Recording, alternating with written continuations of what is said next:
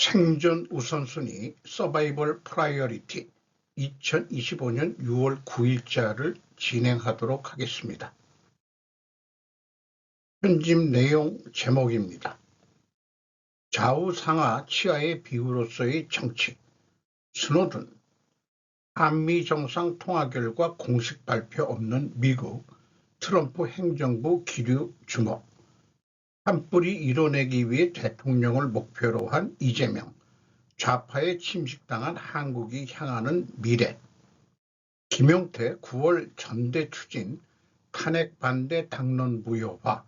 후보 교체 진상규명. 백악관 한국 대선 어떻게 보나. 트럼프 LA의 주 방위군 2,000명 투입. 이민 단속 시위 격화. G7 정상회의 결속. 초점 트럼프 재등판. 첫 일주일 뒤 개막 정상성명 보류도. 구주의 4사국 지방에서 장마가 시작됨. 선상 강수대는 7, 8월에 많다. 도시락점 파산 2025년 역대 최다 페이스. 쌀값 폭등세가 몰아치기. 우크라이나 영화 같은 스파이더 웹 작전. 북한 구축한 섰냐? 내 그럴 줄 알았다. 역시 싸우는 트럼프와 머스크로 편집을 했습니다. 좌우상하 치하의 비유로서의 정치, 경험학습이라고 제가 이름을 붙여봤습니다. 사람의 얼굴이 좌우대칭이 되어야 미남 미녀 소리를 들으며 건강한 얼굴을 유지할 수 있다. 마찬가지로 치아도 좌우가 대칭이 튼튼해야 건강을 유지할 수 있다. 오랫동안 우측 치아로 씹었던 관계로 약해져서 우측 상하 중 어느 한 곳이 약해지면 뽑지를 못하고 그저 왼쪽으로 주로 씹게 되었다. 그 결과 좌측 상하 치아도 결국에 나빠졌다. 좌우든 상쪽을 지배층, 하쪽을 피지배층이라고 비유해보자. 위가 썩으면 결국은 씹지 못할 것이며 이는 아래가 썩어도 결국은 씹지 못할 것이다. 통설에 위의 치아는 틀니로 하고 아래는 임플란트로 하는 것이 최선의 경제적 선택이라고 한다. 위를 임플란트로 하면 돈이 많이 들고 실패할 확률이 높다고 한다. 위의 틀니는 좌우 따로 하는 것보다 크로스 틀니를 해야 제대로 씹을 수 있다. 완전 틀니는 기간에 관계없이 건강보험이 된다고 한다. 하지만 아직 괜찮은 윗 앞니가 있어 완전 틀니 교체를 미루고 있다. 이가 없으면 잇몸으로 씹는다는 옛 속담이 있다. 위 좌우 송곳니는 정의 실현 역할이라고 믿는다. 그게 빠지면 제대로 고기를 찢을 수가 없다. 아래 치아가 국민이고 백성이다. 돈을 들여서라도 임플란트 시술을 해줘야 한다. 위는 돈이 적게 들어야 국가 경제적으로 이롭다. 그런데 지금 우리는 윗니 대표 앞니 알터니를 빼고 비싼 임플란트로 시술했다. 임플란트가 오래 걸리는 것이 근데 문제다. 틀니로 했어야 그래야 일정 수명마다 갈아 끼기가 쉽지 않느냐. 그렇게 생각이 들어가는 겁니다. 스노든. 이건 경제와 사회의 통제에 관한 것입니다. 그런데 실제 사람들이 보호하고 있는 것은 정부의 패권이 되어버렸습니다. 저는 시스템의 자정작용을 기대했어요. 오바마 대통령이 공약을 지킬 것이라고 생각했죠. 문제는 나쁜 놈을 추적하려면 메타데이터도 살펴보아야 한다는 것입니다. NSA는 실제로 세상의 모든 휴대전화를 추적하고 있어요. 테러리스트 국가 기업뿐만 아니라 당신까지도요. 이것이 제가 알게 된 세상의 잔혹한 진실이었습니다. 인간의 가치는 얼마나 이상에 가깝게 살았느냐에 달렸습니다. 현실은 권력 앞에서 진실을 밝히지 말라입니다. 그런데 정의는 항상 권력자들에 의해 좌절되기 마련이었죠. 제가 최근 정치윤리를 논함에 있어 정의를 그 평가잣대로 제시한 바 있는데 참 어렵다는 게 현실이겠죠.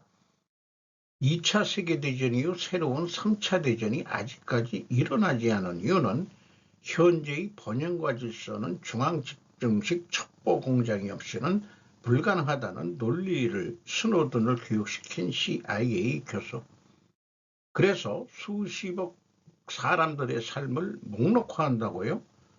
보안이 승리의 길이야. 세상을 위한 어쩔 수 없는 선택이었다는 교수의 너무도 달콤했던 논리.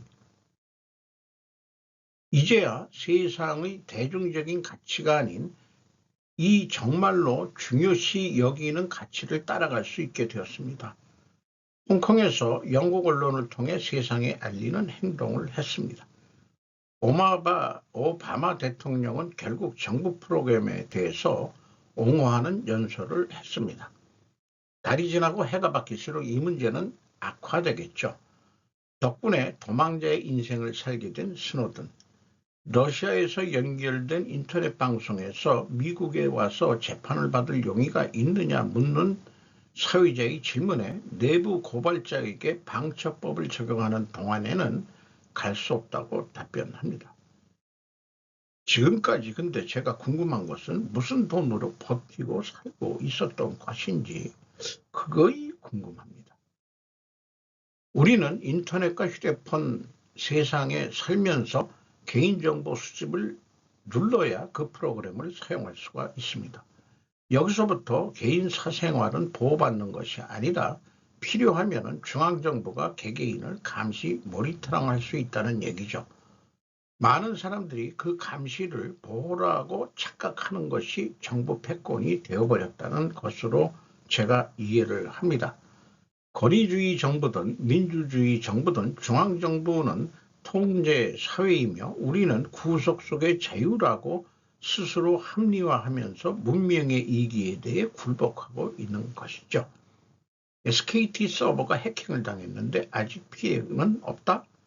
2,500만 사용자들의 정보가 누구 손에 들어갔는지 이게 매우 궁금합니다. 한미 정상 통화 결과 공식 발표 없는 미국 트럼프 행정부 기류 주목. 백윤미 기자가 조선비지에서 6월 8일 날 보도를 했습니다. 이재명 대통령과 도널드 트럼프 미국 대통령의 첫 정상 간 통화 이후 한국과 달리 미국 측에서는 하루가 지나도록 공식 발표가 없어 그 배경에 관심이 쏠리고 있다. 지금까지 보도 자료나 대변인 브리핑은 물론 트럼프 대통령이 자주 활용하는 트루스 소셜 계정에도 관련 언급은 없는 상황이다. 6일 로이터 통신은 백악관 당국자들을 이용해 트럼프 대통령이 이재명 대통령의 방미를 초청했고 두 정상이 조만간 만날 계획이라고 보도한 바 있으나 이는 비공식 확인에 그쳤다. 또한 백악관이 이 대통령 당선에 대한 첫 입장을 발표할 당시 중국 견제 메시지를 함께 실은 점도 이례적으로 받아들여졌다. 한편 외교관은 오는 15일에서 17일 캐나다에서 열리는 G7 정상회의 계기에 이재명 대통령과 트럼프 대통령의 첫 대면이 성사될 가능성에 주목하고 있다. 이 자리에서 트럼프 행정부가 이재명 정부를 어떻게 인식하고 있는지 보다 구체적인 메시지가 나올 것으로 예상된다. 트럼프에게 인정받지 못한 이재명 대통령이다 이렇게 생각을 해보게 되네요. 한 뿌리 이뤄내기 위해 대통령을 목표로 한 이재명, 좌파에 침식당한 한국이 향하는 미래. 다치바나 시온이라고 한국에 살면서 그 기고자 역할을 하는 여성분인 것 같은데 JB 프레스에 기고를 한 내용입니다. 우리 집은 시부모로부터 온 가족이 함께 보수파 정당을 지지하고 있지만 그것을 리얼 세계에서는 별로 발설할 수 없다. 우리 집은 한국 좌익의 일가 1번지라고 할 수 있는 한국 남서부의 전라도에 살고 있기 때문이다. 이 지역에서 사회생활을 하면서 보수 정당을 지지하는 듯한 말을 하면 불이익을 받는 일이 실제로 있다. 전과사범 현재도 여러 죄로 재판이 진행 중인 피고인 대통령의 탄생이다. 이제 이 설명에 놀라는 사람도 적어졌을 것이다. 다음 날에는 취임식이 열렸다. 새 대통령은 분단의 정치를 끝장낸다든지 국익을 생각해 실익 있는 외교를 한다든지 대화를 통해 한반도 평화를 구축한다든가 하는 아주 듣기 좋은 연설을 하고 있었다. 각 가정에 보조금을 준다고 해도 오히려 물가가 오를 뿐이다. 이것은 필자가 살고 있는 지방에도 실제로 증명이 완료되었다. 이재명이 실천하는 한 뿌리. 이재명 대통령은 다르다. 사복을 채우기 위해, 죄를 피하기 위해, 보신을 위해서라면 수단을 가리지 않는 그저 권력 귀신이라고 느끼고 있다. NH캐스터 말에 남편이 넣은 트윗. 남편은 안정 같은 건 필요 없을 것이라고 말한다. 경제협력은 적극적으로 하고 싶다고 했다. 그게 요점은 거지처럼 일본한테 돈만 달라고 한 것이다라고 말한 것이다. 너무 팩트가 지나쳐서 필자도 웃을 수밖에 없었다. 이 나라는 매우 귀찮은 사람을 대통령으로 선택한 것이다. 개인적으로 이번 선거전을 돌아보면 보수파의 쟁점 논점의 취약성을 보여준 것 같다. 이재명을 대통령으로 만들지 않는 것 이상의 대의와 목표를 후보자 측도 유권자도 찾지 못한 것이다. 안타깝게도 이들이 내린 결론 이상의 이데올로기가 이 나라 보수층에는 존재하지 않는다. 완전히 시민권을 얻은 한국좌파, 6.25 전쟁 휴전 70년이 지나도록 국내의 분단 공작을 막지 못한 채 아직도 대선의 쟁점이 스탑 더 스틸이다. 이 나라는 어디로 가는 것일까? 개인적으로는 이재명에 의한 독재 국가가 될 수밖에 없다고 본다. 노재팬 어게인이나 화려한 반일 운동은 별로 일어나지 않을 것이다. 대신 국회의 과반수를 이용해 조용하고 확실하게 국가의 권력을 바꿔나갈 것으로 보인다. 그리고 국민은 알게 모르게 민주주의를 잃고 혼란 상태에 이르러서야 비로소 대한민국의 건국이나 국시의 모순을 마주하려는 사람들이 조금씩 나오지 않겠는가. 5년간 어디까지 갈 수 있을지 필자도 예상하기 어렵다. 다만 판타지로 살아온 한국인이 현실적인 근대화를 다시 시작할 기회가 어쩌면 올지도 모른다. 그렇게 해서 5년 후 젊은 보수층에게 기대를 하고 싶다. 타치바나 시오는 1977년생 토요 A와 여학원 대학 단기대학부 기독교 사상과 졸업 후 선보 군보를 거쳐 서울에 유학, 2005년 한국에서 만남의 남편과 결혼, 현재 2남 1녀를 키우면서 일본인이 보는 한국을 라이터로 한국 내에서 활동하고 있는 중이라고 소개를 하고 있습니다. 상당히 객관적인 시각으로 기고를 한 것으로 보입니다. 김영태 9월 전대 추진 탄핵 반대 당론 무효화 후보 교체 진상규명 박희영 기자가 CBS 노컷뉴스에서 보도를 했습니다. 상향식 공천 당론 형성 절차 개선도 추진 개혁 완수 때까지가 자기 임기다. 국민의힘 김영태 비상대책위원장이 9월 전당대회 개최 방침과 함께 대선 후보 교체 파동, 진상규명, 탄핵 반대 당론 무효화 추진 등의 개혁 과제를 8일 제시했다. 김 위원장은 이날 오전 국회에서 기자회견을 열고 9월 초까지 전당대회를 개최할 수 있도록 절차를 진행하겠다며 내년 지방선거를 비대위 체제가 아니라 선출된 당대표 체제로 치르는 것 자체가 보수 재건과 지방선거 승리를 향한 당면 목표가 될 것이라고 강조했다. 공천제도 개혁도 내놨다. 그는 지방선거 광역 기초단체장 후보의 경우 예외 없는 100% 상향식 공천 실시를 제안하겠다며 줄서는 정치를 청산하고 원칙 있는 정치로의 전환을 위해서는 공천권을 당권과 유권자에게 돌려드려야 한다고 말했다. 과연 가능할지 모르겠습니다. 백악관 한국대선 어떻게 보나 이충근 박사의 방송 내용입니다. 원월드 TV에서 했는데 어떤 그 변화에 대해서 사람 원인이 있고 국가정부 차원이 있고 국제 시스템 차원이 있는데 국제 정치학자들은 세 번째 국제 시스템 차원을 중시한다고 소개를 하고 있고 중국을 막기 위해서 한국에 개입하는 것이다. 그래서 한미동맹을 강조하는 것이다. 진보 대통령이 나왔다 해도 말이다. 이렇게 설명을 하고 있습니다. 누가 대통령이 되든 미국은 한국을 놓을 수는 없다. 이런 얘기인 것 같고요. 중국의 개입을 반대한다는 미국의 소리. 캐나다 정치인들이 매수당해 중국에 먹혔었다. 미국이 비교적 늦게 깨달았다. 허버드 대학 백인 역차별 31% 외국인, 중국인과 중동인, 중국인은 모두 간첩으로 봐도 된다. 반이스라엘이 더 문제다. 하버드대에 국제정치가 한국의 생명줄이다. 외국에게 얻어터져서는 안 된다. 객관적인 자료를 가지고 말해야 한다. 좋은 자료, 좋은 이론이 필요하다.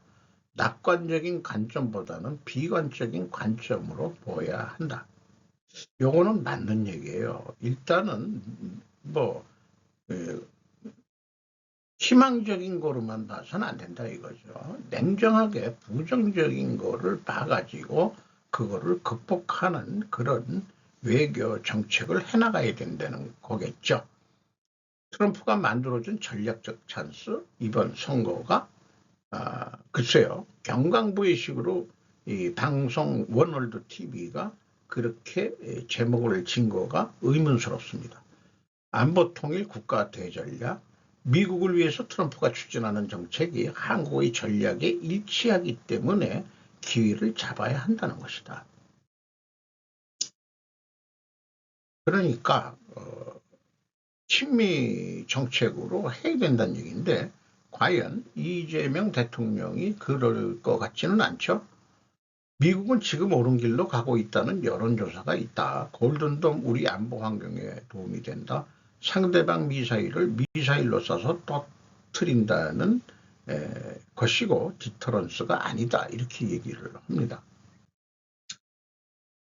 북한 등의 핵 공격 위협 없이 그들을 무력화시키는 공중에서 신의 그 기둥이라는 거 원자탄은 아니지만은 이거를 또 소개를 하고 있고요. 그 다음에 이번에 골든돔 얘기를 하고 있는데 뭐 뒤에도 좀 취급을 했습니다만은 만약 우크라 스파이더웹 드론 작전과 같이 중국이 미국 땅에 한다면 과연 막을 수 있느냐?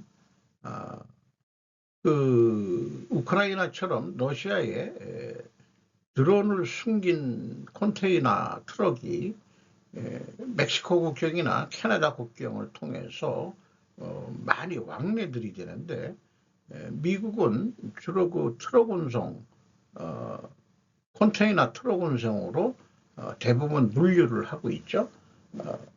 러시아보다도 엄청 많은 그런 물류들이 행해지고 있는데 거기에 중국이 우크라이나처럼 천장에 드론을 숨겨가지고 그 군사시설을 공격한다면 과연 막을 수가 있느냐 이런 얘기가 되겠습니다. 그러나 어쨌든 록히드 마틴 홈페이지에서는 미국 대통령은 본토를 보호하기 위한 다층 방어에 대한 대담한 비전을 제시했습니다. 우리는 전투에서 검증된 시스템과 미국 최고의 기술을 통합한 개방형 아키텍처로 이 임무를 지원할 준비가 되어 있습니다라고 소개를 하고 있습니다. 골든돔에 대해서는 중국 마오닝 대변인이 우리는 반대한다 이렇게 얘기를 당연히 했죠. 트럼프 LA 주 방위군 2,000명 투입 이민 단속 시위 격화 박민선 기자가 뉴시스에서 보도를 했습니다. 트럼프 명령문서 시위대 행위 반란으로 간주한다. 이런 얘기고 이민 당국의 활동을 방해하는 모든 시위나 폭력 행위는 반란의 일종으로 간주될 것이라고 적혀 있었다. 그러면은 이제 비상사태로 얘기를 해서 군의 그 활동이 정당화되고 있는 거죠. 또 에일이니까 우리 한인 사회가 피해가 안 받도록 좀 또 옛날 LA 폭동처럼 자체 방위를 해야 될 것 같습니다. G7 정상회의 결속 초점 트럼프 재등판 첫 일주일 뒤 개막 정상 성명 보류도 지지컴에서 보도를 했습니다. 불안 요인은 트럼프다. 결론은 어떤 성명이 나올지 보류될 것 같다. 이런 게 핵심일 것 같아요. 트럼프 씨는 러시아 친화의 자세를 기회 있을 때 닦게 하고 있다. 일본 외무성 간부는 트럼프 씨가 있는 한 관세 문제와 우크라이나 대응으로는 일치할 수 없다라고 말을 하고 있습니다.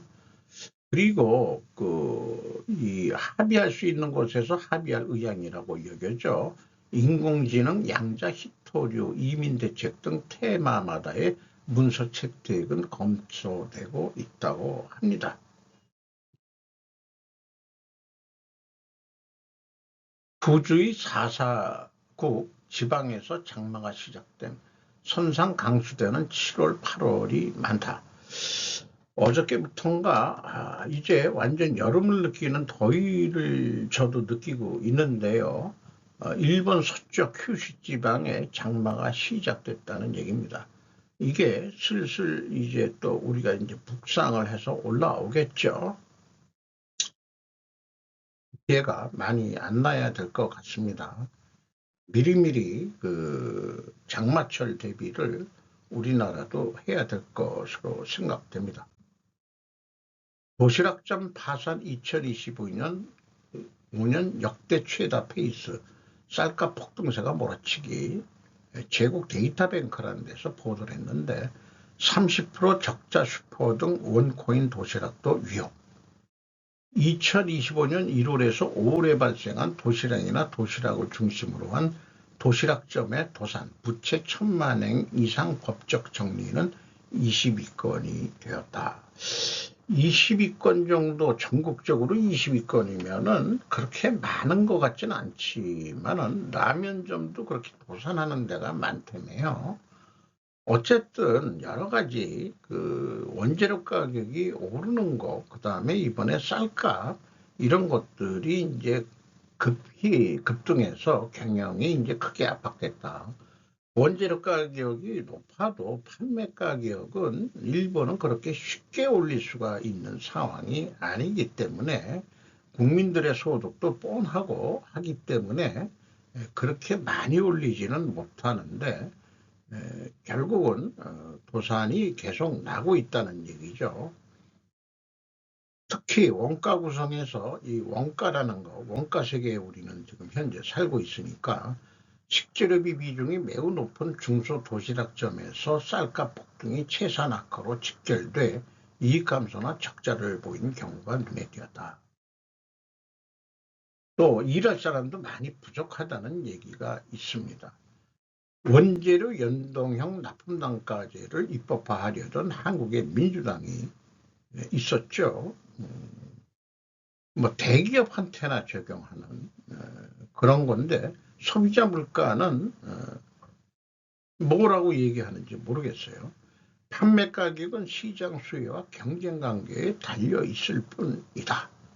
거기에서 도산하는 데가 나오고 안 나오고 그런 차이가 있겠죠. 저의 최대 스루폿 회계 분석의 최대 관심사이기도 합니다. 우리는 원가 세계 패러다임에서 벗어나가지고 스루폿 패러다임으로 다시 세상을 봐야 될 것이라고 저는 지속적으로 지금 소개를 하고 있습니다. 우크라이나 영화 같은 스파이더 웹 작전, 우크라이나는 러시아의 피해액이 10조 원에 달한다고 주장, 비행장에 비행기가 공격을 받아서 타고 있는 사진을 소개하고 있고요. 주요 손실에는 전략 목적기, 항공기, 조기, 경보, 통제기 등이 포함된다. 더구나 러시아는 현재 공격으로 잃은 항공기들을 다시 생산할 여력이 없다. 우크라이나 수천 킬로 떨어진 공군기지들을 어떻게 공격했나? 이 5군데나 되는 모양이에요. 국경 부분에들 많이 포진이 있고 서유럽에 그 다음에 이제 북유럽 지역에 3군데나 있고 이 아모르 지방에도 하나가 있고 러시아 지역, 중앙아시아 지역 북쪽에도 하나 있는 것으로 되어 있습니다. 총 18개월에 걸친 엄청난 작전이었다. 우크라이나 요원들은 은밀한 물류 경로를 통해 러시아로 약 150대의 소형 타격 드론, 모듈형 발사 시스템 그리고 300개의 폭발물 탄두를 밀반입했다. 기만 전략으로 러시아 트럭 운전사들을 모집해서 컨테이너 그 위에 이렇게 목재로 만든 드론을 숨겨서 운송을 했다. 그리고 공항 근처 3km 정도에 도달하면은 화물 지방이 원격으로 열리고 드론이 트럭 내부에서 직접 발사됐다. 최소화된 거리에서 발사되어 방공 시스템을 무력화했다. AI 시스템이 구조적으로 약점을 식별하도록 훈련시킨 것으로 전해졌다. 그리고 드론이 발사된 후 트럭은 자동 폭발했고 아마도 러시아 트럭 운전사들이 희생되었을 것으로 추정된다. 작전 수행한 모든 인원들은 드론 발사 전 모두 성공적으로 대피했다고 한다. 작전에 참여한 모든 인원이 드론 발사 전에 러시아 영통에서 우크라이나 내로 성공적으로 대피했다. 영화와 같은 작전에 전 세계 군사 전문가들이 경악했고 우크라이나의 기습 공격은 러시아 고위 지휘부에게 1941년 미국이 받았던 진주만 공습만큼이나 충격적이었을 것이다. 제2의 진주만이라고 부를 만하다. 진주만은 항공모함의 새로운 시대를 열었었다. 이거 드론으로 공격하는 장면이고요. 이것은 아마 실제 사진이라기보다는 만들어진 구성된 사진인 것 같습니다. 1941년에 거대 전함이 그랬듯 오늘날에는 유인 항공기가 안녕을 구하고 있다. 더구나 스파이더 웹은 저비용으로 큰 효과를 보여줬다. 우크라이나 최전선에서 사상자는 최대 80%가 드론에 의한 공격이다. 유인 전투기 무용론을 주장했던 머스크도 이에 동의. 우크라이나가 러시아의 주요 공군기지 근처에서 드론을 몰래 들여보낼 수 있었다면 중국이 미국의 공군기지에 같은 일을 하지 못할 이유는 무엇인가? 너 카드 없잖아 했을 때 망신을 줬을 때 백악관에 젤렌스키가 방방됐죠. 어쨌든 이런 작전을 18개월 동안 해왔다면 미국도 까맣게 모르고 있었다는 얘기고. 그래서 트럼프가 추진하는 골든돔 역시 이번 카드에 흔들거릴 수 있지 않느냐. 러시아는 평화 조건으로 광범위한 영토 포기를 다시 제시했고 러시아의 영토 포기 조건은 현재 점령 지역보다 넓다. 이렇게 그 경계선이 돼 있는 거 요거 그냥 원래 지도에 있는 거 4개 주 다 내놔. 크림반도는 어차피 우리가 먹은 거고 이거 오래 갈 것 같습니다. 우크라이나 젤렌스키가 받아들일 일이 없겠고요. 어쨌든 러시아도 보복 공격을 했습니다. 키이우 쪽에 미사일 44발 발획됐고 드론 400대 이상을 공격에 투입을 했답니다. 최근 중국인들이 한국 및 주한미군의 군사시설 및 국정원 등 촬영한 사건을 심각하게 간첩사건으로 대응해야만 하는 거 아니냐 이런 거를 봤을 때 우리나라 드론이 뭐 중국산이 많이 들어온다고 또 하죠. 그런 것들이 한국 내에서 간첩들이 뭐 운행하는데 이제는 뭐 탱크 6.25 때처럼 탱크 긁고 넘어오고 그러는 게 아니고 이 북한이 얘기한다기보다도 한국 경제를 자기네 중국에 종속화시킨다면은 필요할 때 그 반중 정권한테 필요한 전략적 요충지를 두 돈으로 중국이 공격하지 않는다는 법이 있겠느냐, 이런 생각도 해보게 됩니다. 북한 구축함 섰냐? 요게 그 상징적으로 그 진수하다가 미끄럼식으로 이렇게 떨어뜨려 가지고 그 하는 건데, 이게 뭐 이 미끄럼틀이 그 잘못 작동이 돼서 이렇게 넘어갔었던 건데 많이 이미 나왔죠. 그런데 이만한 크기의 그 해상 크레인 정도는 있어야 해결이 되는 건데 이거를 어떻게 세웠느냐. 북한에는 그런 게 없을 텐데. 어쨌든 세웠다 이게요. 그래가지고 이제 그 항만 내 배가 서 있는 건데, 국방부 관계자는 주로 크레인과 다른 선박을 동원해 세운 것으로 안다. 뭐 체인으로 그 배하고 또 연결해서 인력도 많이 들어갔다. 이랬는데 어쨌든 세웠답니다. 우리나라 국내 뉴스에는 안 나온 것 같아요. 눈에 띄게 안 보였습니다. 내 그럴 줄 알았어. 역시 싸우는 트럼프와 머스크. 이 독일의 메르츠 총리가 왔을 때 별반 식군동하고 그냥 대충 넘어가고, 그 다음에 이제 이 선물을 가져왔는데 그 트럼프 할아버지의 출생 증명서를 가지고 왔다는 거예요. 이게 이민 갔던 일세고, 그 다음에 트럼프의 아버지, 그리고 트럼프 자신이죠. 이렇게 소개를 했는데 별 식군동 했다는 얘기입니다. 키보드 배틀, 뜨거웠던 이번 주의 진짜 승리자는 독일 메르츠 총리다. 어, 그 메르츠 총리하고 대화하고서 무슨 기자한테들한테 질문이 뭐 할 게 없느냐 했더니 독일하고의 관계 없는 모스크와의 관계에 대해서 질문을 했는데 키보드 배틀이 그 후로 일어났습니다. 일일이 있기보다는 그냥 이만큼 서로 치고받고 싸웠다는 얘기를 이 키보드로 엑스하고 그 다음에 스루스, 소셜 스루스, 그거 가지고 결국은 마지막에 건드리지 않아야 될 그 앱스타인, 트럼프를 사실상 미성년자 성매매범인하고. 그런데 이제 많이 나온 얘기는 많은 그 정치인이나 그 재계 사람들이 앱스타인을 사교계로서는 알고 지냈는데 트럼프가 성매매법이라고 얘기한 것은 조금 가도 넘어갔다.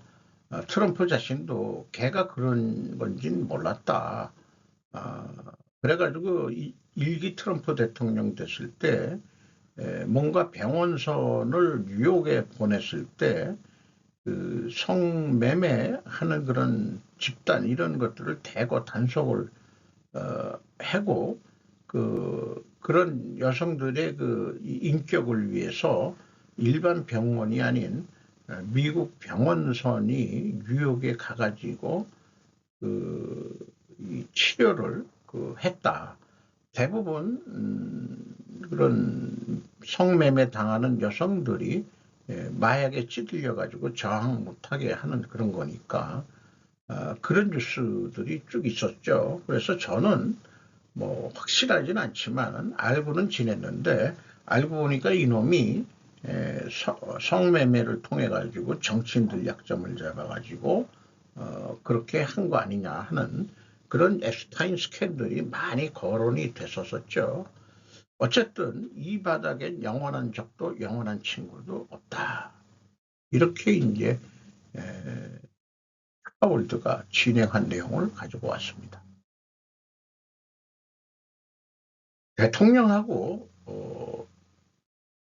재계에 영향이 있는 사람이 이렇게 다툰다는 것 자체가 저는 그것도 민주주의 국가의 하나의 보기는 안 좋지만 하나의 그게 또 상징이고 특징 아니겠느냐. 그러면서 서로 발전하면 되는 거 아니냐. 이런 생각도 해보게 됩니다. 마치도록 하겠습니다.